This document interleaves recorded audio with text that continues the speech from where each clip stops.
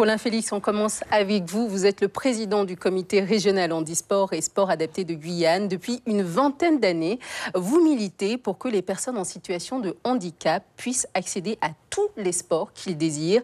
Le sport vous a aidé vous-même à faire face à votre handicap. Racontez-nous un peu votre histoire. C'est tout simple.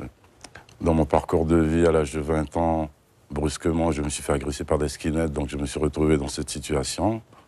Donc j'ai perdu la vue, en grande partie. Donc à partir de là, il fallait réagir. Oui.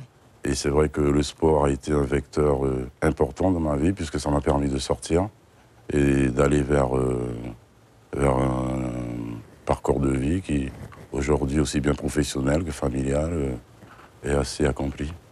Une histoire tragique, on peut l'entendre. Vous avez réussi à vous sortir, ou en tout cas à vous adapter à votre handicap grâce au sport, le torbal. Vous avez été vice-champion de France de torbal dans les années 90. C'est quoi le torbal? En fin de compte, le torbal, c'est un sport spécifique aux déficients visuels, donc qui a été conçu pour les déficients visuels. Oui. Il s'agit d'un sport contre deux équipes, disons, qui se... Des sports comment on appelle ça, de confrontation, là. Oui. Donc, en fin de compte, il faut marquer des buts avec une balle qui a des clochettes, tout simplement. Donc, à partir de là, on a élaboré des règles et les déficients visuels, justement. Moi, ce qui a été intéressant, c'est que à partir de ce sport, j'ai pu me repérer dans l'espace, j'ai pu me remettre en condition et voir qu'en fin de compte, que la vie n'était pas terminée, quoi. De quelle manière est-ce que ce sport vous a rendu plus fort, concrètement? Comme je viens de vous dire, déjà le fait de pouvoir... déjà, on arrive brusquement dans le monde du noir, dans le monde des ombres. Donc c'est vrai qu'on en perd tous nos repères.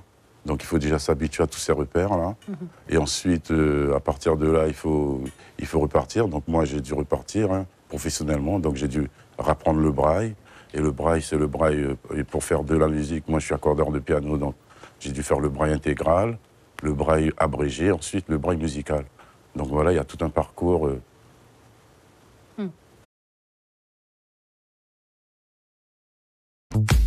Suivez l'info sur Guyane la Première.